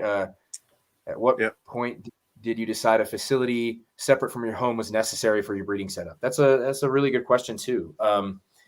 So in my case, some of it wasn't a choice. I had a very disgruntled competitor in one particular kind of lizard who decided to call Fish and Game and report me and say that I was breeding illegal species of reptiles in Colorado, which not at all. I've never worked with anything illegal. Everything I do is above board.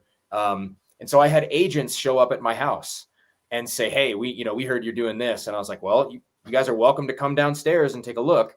And they basically told me that I may not be legally allowed to operate my business out of the basement of my home. Like, it's not zoned for that.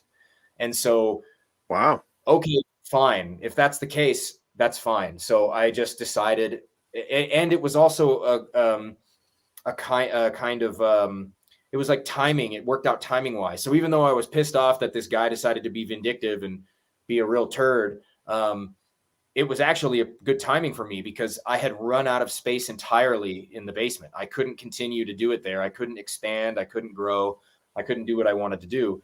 So by moving into a space, it gave me the luxury of way more space. I could grow. I could give every animal larger cages. I could get more animals. I could double up on my rows and just keep growing here. And it's probably better for my mental health that I have at least a little bit of time away from my reptiles from time to time. Because when I live in the same space as them, I never leave them alone, and I'm always watching. I'm always cleaning, always making adjustments. And they probably don't want me around all the time. So it ended up being a choice for the better. Admittedly, it's an exceptionally difficult choice. Like, choosing to do this as a business presents a whole host of other challenges that, I mean, I never envisioned, partially because you don't know until you do it, right? But the challenges at first seemed really daunting. And now that I've been in my facility this is my third year here, and I'm still going, and I'm still making animals do their thing, and I'm still really happy about what I'm doing. The challenges that have been presented to me have been still a pain in the ass, but it's okay, man. I like taking on challenges. I like being presented with something that I need to figure out or I don't understand. But that's not for everybody. It's definitely not for everybody. So I would say, if you're thinking about doing that, definitely consider how much money you want to sink into this, because I sink a lot in there. If you want to, you can. For sure. Yeah. Actually, that it kind of influenced our decision as well with having a facility. Teresa and I do permitting here in Illinois, and so if we have endangered species and things of that nature, and so in order to carry that permitting, you have to be inspected, and you sign a little thing that says, with so much notice or whatever, they can come check out my stuff whenever they want. Do that here too. And we're very fortunate. Like, our state herpetologist is actually the person that came to they're cool. There's no issues. Nice. But that's great. You don't know that until the dude shows up. And so it's one of those, I don't really know if I want the dude just coming to my house. I don't have anything to hide. I'm not doing anything wrong, but at the same time, it's my house. Do you have to come in my house to look at the lizard? How about we go to the shop? I'll just open the door. You can look whatever you want. I don't care. I only store lizards in here. So whatever, whatever. Yeah. It's different. Yeah. Sorry. I'm not trying to cut you off. No, it's just that is a weird, and I'm in, we have the licenses. It's wonderful. I love that they have, the programs and stuff for those requirements, and it's great. But then your example is perfect. Like, especially with it being reptiles, yours was a little more business related, but like we had people call the cops because in our first facility, Oh I man. I have very large constrictors, and Mm. somebody walked by. They called the cops and said there was this gigantic python and some dude that looks like me, of course. So like, there's this bearded Yeah. guy with tattoos and a giant snake, and he's, I'm exactly the stereotype you think. And He's this, devil. the mayor, who also was the fire chief because we live in a hole in the middle of a cornfield, um, he just like knocked on the door and was like, I don't mean to bother you. I think it was just Mm. some person who was trying to be a prank call, but they called and said you had this giant snake in here. And I was like, oh, there's Yeah. actually 40, but they probably mean the humongous one right here in the window. And the dude was like, all right, we need to talk, you know, Yeah. like, and it was That's legit. awesome. Like, he was cool. We do things the right way. So permits and whatever, it was fine. But like, Yeah. you can't control, like, if that person had been walking by the window of my house, and they call and the guy shows up in my front door and was like, yo, you got a giant snake in your dining room? It's like, well, yes, Yeah. but I know I do. It's kind of a double-edged sword, right? Because I get it. On the one hand, people want to, like governing bodies and having some regulatory bodies. People have their opinions about whether or not anybody should be involved in your business, and I'm sympathetic to those views. But I'm also sympathetic to the fact. I mean, here in Colorado, in particular, it was only like 4 or 5 years ago, approximately. I think 4 years ago, when we started. No, maybe it was five. We started having to get permitted, and if you're over a certain limit number of animals, you have to get a permit, you have to get inspected. And yeah, okay, that's kind of a pain in the butt, but it's also to protect people, right? It's to protect the animals and their well-being, and sure, it's designed to protect the breeders, right? Because one of the things we had was we had a family of people here who were keeping reptiles. Their whole house caught on fire, right, and yeah, hundreds of reptiles and dogs and all these things died in this fire, and it yeah, was this big fiasco. And I mean, I don't think that was the only thing that started that whole thing rolling, but it was just another notch in the list of things that made it so people were like, we need to figure out what these exotics keepers are doing. And I sure, get it. I really do get it to a certain degree. And I have my inspector here who comes here. She's the sweetest lady. She works with me on everything we do. She's really nice. They've brought people over here to, or they've requested anyway, to bring people over here to show them like, this is what you should be looking for when you're inspecting. Like, this is what yeah, it's supposed to look like, So I feel really happy to be a part of that. But I'm also really, really sympathetic to the concerns of that, right? If I was doing this in my home again, it would be kind of a drag that these guys could just show up at my house anytime and right, get in my business about what I'm doing. It's like, dude, this is my house. I can do what I want here, and I should be able to do what I want here. I'm very sympathetic. I kind of, like the libertarian concerns are, they appeal to me to a certain extent, but I sure, have leanings in either direction that I can understand and relate to. And but thankfully, this is another thing. Like, most of my animals that I've chosen to work with also happen to be really great because they're not heavily regulated. They're not especially right, rare or endangered in the wild. They're not especially contested or controversial in captivity. They're not dangerous, right? They're not at danger of invading Colorado and taking over the habitat here. I mean, there's right, just no conflict, right? Now, if I was working with something more specific, right? Like if I was working with something that could live here, like hognose snakes, Mexican hogs or Eastern hogs, right? Conceivably, they could make a living somewhere here, right? And I could see that being a problem. And then, does that mean I shouldn't be able to keep them? I don't think so, but I also get why people want to pay attention. sure, But yeah, I mean, it's a whole nother thing. I'm totally relate with you on the. I try to, my shop, there's a liquor store right here nearby. One of my neighbors is a liquor store. One of my neighbors is a paint shop. One of my neighbors is a metal worker. One of them is actually, I don't even know what the guy in the end does. Like, I got a lot of really cool people here. And at first I was really apprehensive to talk to people about what I do for various reasons. One is, you want to be private sometimes. Two, everybody in herpetoculture has heard the horror stories of people being robbed for what they're working with because they're for working with sure, something high value. high value, right? So you want safety is another concern. But then thankfully I've vetted everybody around me, and everybody's really, really nice. And they all think what I do here is cool as hell. They're always like, oh, let's go hang out with that's the lizard guy, Tiger King Light. Let's talk to that dude, And so it's really fun. It's kind of it's a weird industry, and I never thought I'd end up doing it on the scale that I am. But now that I am, I'm amped. I'm so amped about it, man. I can't wait. Like, I hope in 30 years, you and I are having another conversation just like this one, but with way more stuff way more history to talk about this kind of stuff, For sure. Yeah.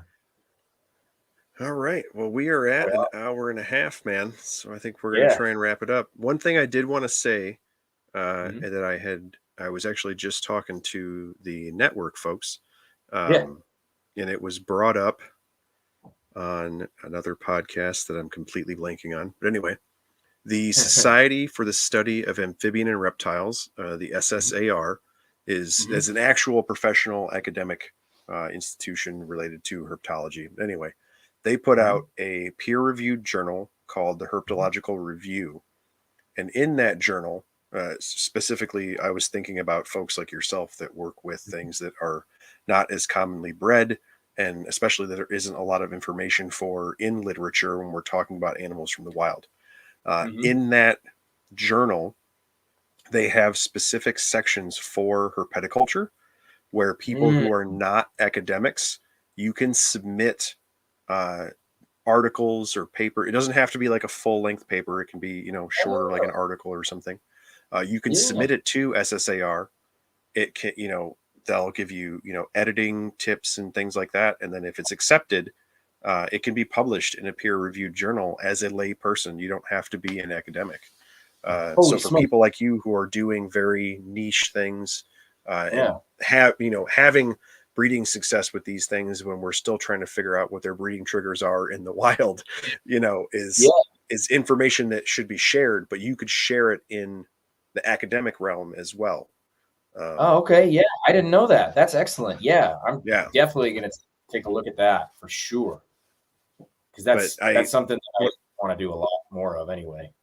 Well, that's like when I was listening to that, and I'm totally blanking where I heard it, but anyway, I literally did what you were just talking about earlier. I was like, well, you and Frank and Wellspring, I was like, I know like 6 of those dudes that they could probably just write that for the next 3 months. Like that's, because they were very specific to talk about people who are keeping records, obviously to have information to share, but for breeding occurrences of things in captivity that don't necessarily aren't recorded as well in the wild.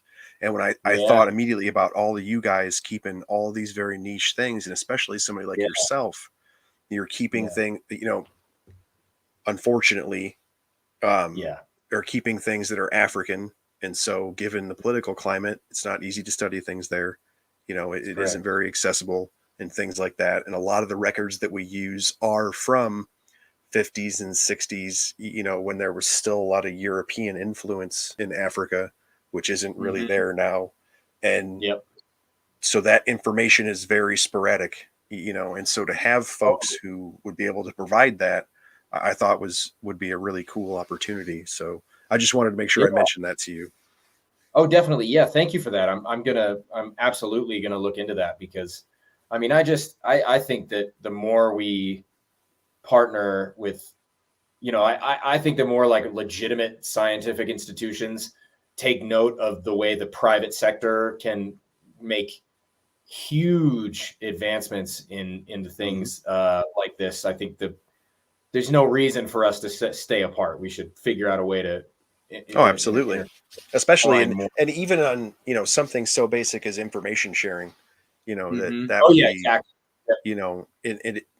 It gets weird with animals and zoos and, that whole jive, but like to just share information is so base level that, it could be really beneficial.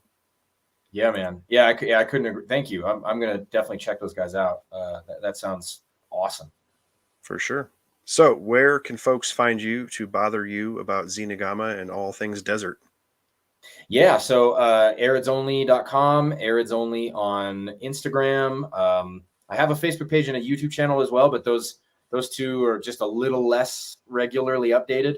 My Instagram tends to be the place where I update things the most. It's just easiest for me. And I'm also thinking I don't want to say anything 100% just yet, but I'm considering exiting certain social media platforms just to go towards something more um, something that's not collecting all my data and something that's not able to be shut down overnight if they decide they don't want to have exotics on their site or something like that. So I have been kicking around the idea of moving to something more subscriber based, not necessarily, the paywall thing. I'm always going to give away info. All my info is always going to be given away for free. I'll always answer people's questions and stuff like that. But I just mean in terms of, something where my content that I'm putting out that, if people want to pay attention to what I'm up to, I think it would just, I'm considering moving in that direction, but that's for another time, I think. Yeah. I get it. It Yeah. is it's definitely a trend Mhm. currently in the climate for social media and for information sharing. And Yeah. it's just a different structure, and Yeah. it is also very popular, and so I don't think it would be a negative. And No, no. And yeah, I also think it just, I mean, I participate in all the groups on Facebook. I'm in the Xenagama group. I'm in the Euro group. It's just really, really difficult to do much other than put out an occasional post with like, here's what happened. If you want a sexy eminensis, here you go. Or, oh, hey, you want to see right. what the difference between male and female Xenagama looks like? Here you go. Like, other than that, it's extremely difficult to interact with some folks on those forums from time to time.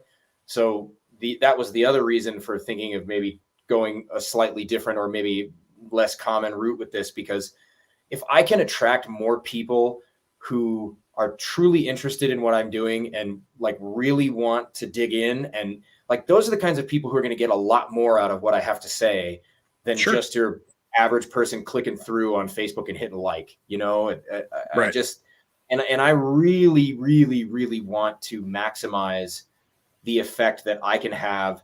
I mean, again, I don't like to talk about myself as I don't think I'm anything cool or important. I'm just a dude with lizards in my basement, right? Like there's nothing I'm doing that's really wild. But with that said, if there are enough people who feel like what I'm doing is valuable, like I really think there's a lot that we can all give each other, and a lot that people who have information giving it away and giving it to people who really want that information, I think is a really positive thing. So, maybe it'll be something that's flash in the pan and doesn't stand up to the test of time, and I'll be back doing the exact same thing as I always have been. But who knows? You got to try new stuff all the time. For sure. I like it. Yeah. I think I I agree. In it, people don't think of social media, to my thought process. Mhm. It's something like Facebook, right? People don't think about Facebook in the right context. I Yeah. don't feel in that Facebook is you and I talking Hmm. in a crowd at a bar, Yeah. and we both wanted to go hang out and listen to music, and we wanted to Hmm. grab a drink, and then we were Hmm. hanging out and we started talking about lizards, Yep. and but all this other stuff is still happening, and Yeah. that's kind of how a lot of social media platforms feel of, Yep. oh, I came to ask a question, and then a giant conversation happened around that question, like a post on a group, for euros or whatever. and Totally. and normally that's really cool because it can foster all of this conversation. But Hmm. what also can happen in that is that this person's question and what they actually specifically needed help with or wanted to know gets lost in that, and it Yeah. fostered wonderful conversation and dialogue, and there's a group interaction, there's a big social dynamic, and that's super cool. And Hmm. having the concert around us while you and I are grabbing drinks is great, but Yeah. it might be hard for us to talk about Flava fasciata sexing in the crowd exactly. with our drinks. So it's like, Yes. hey man, let's go to the diner next door and get another drink and just talk Yep. about Eurosexing. Yep. You know what I mean? Like it, Totally. It's a way of cutting through the noise, right? yeah, It's a way of trying to say, like, okay, there's 18,000 plus people in the Euromastics Club group on Facebook. That's amazing. But, it also causes certain problems from time to time. And I right. would very much like to just try to do my best to, like, how do I make my quote broadcast signal, for lack of a better term, as loud as possible. I want people to Yeah, hear what I have to say about these animals, whether it's Euros or Xenagama, whatever else I end up doing on a larger scale or doing anything interesting with. And I don't want to be burdened as much because sometimes it's just going to be a part of it. But I don't want it to be burdened quite as much with the externalities that can accompany traditional social media platforms. sure. Yeah, Yeah. I get it. Yeah. All right, man. Well, I really appreciate you coming on and talking to us again. Uh, Absolutely. I don't know.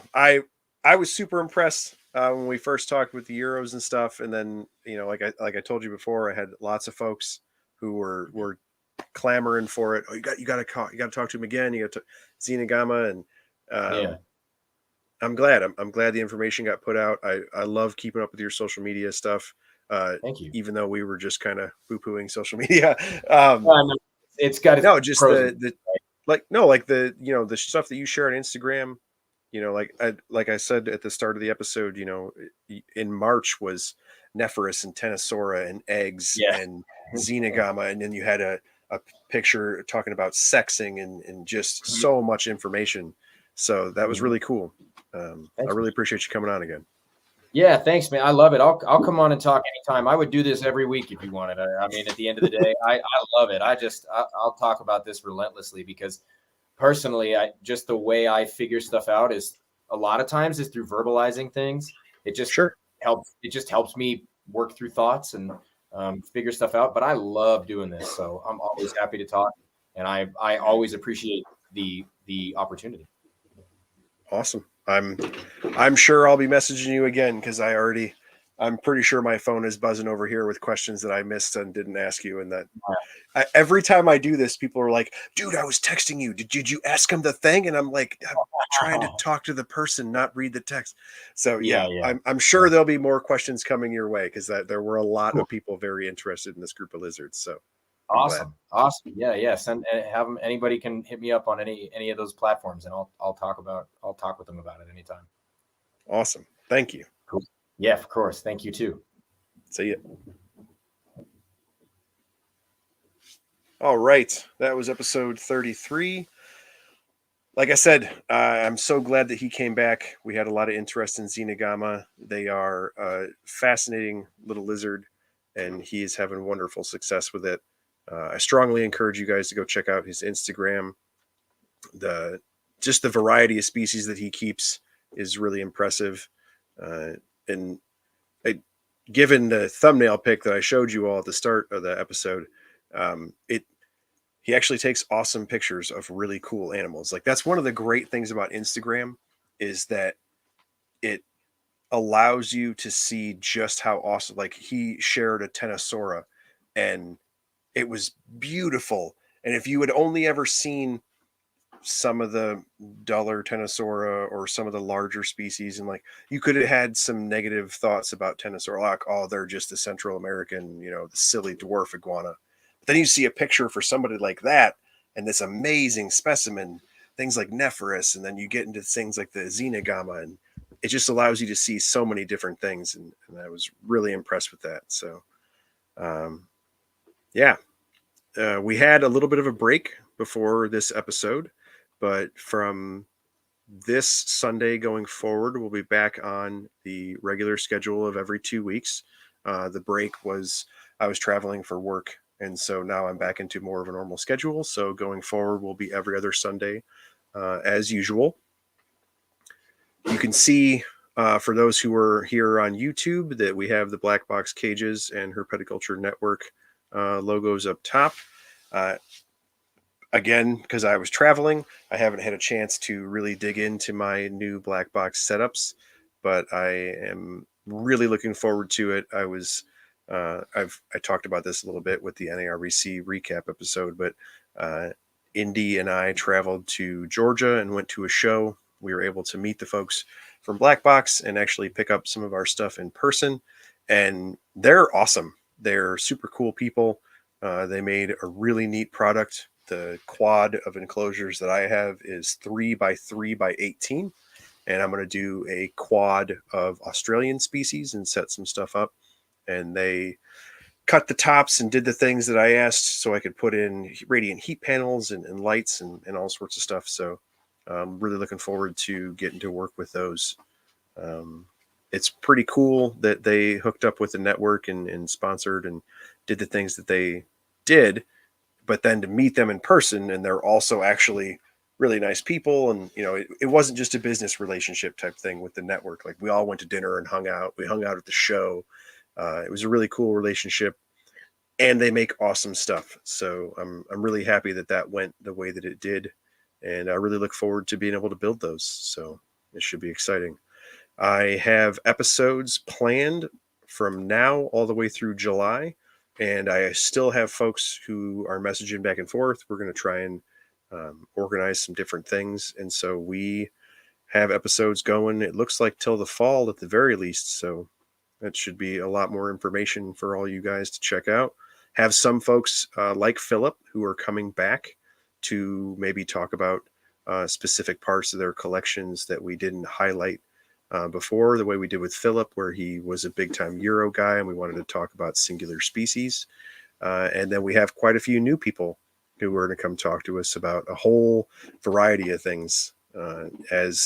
As the episodes have spread and things have spread through the network, I've been able to connect with a lot of folks who keep a variety of lizards, that some of which I keep and a handful of which I have never experienced. A lot like Phillip, I keep Euros the way that he does, but I've never got to work with Xenagama. So I think we're going to be able to provide you guys with a variety of information going forward. So it should be a good time. So I will see you guys again in 2 weeks. Later.